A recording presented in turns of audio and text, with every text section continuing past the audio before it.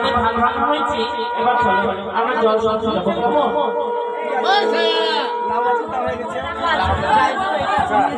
জল খাচ্ছ দিয়ে লাউকে ডাকতে আমি আসছি বলছি এই চম্পরানগরে কে গেছিল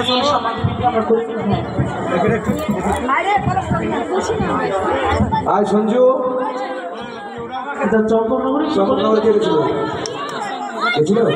ঠিক আছে আচ্ছা রাখ আমি যাচ্ছি এদিকে যাইনি কেউ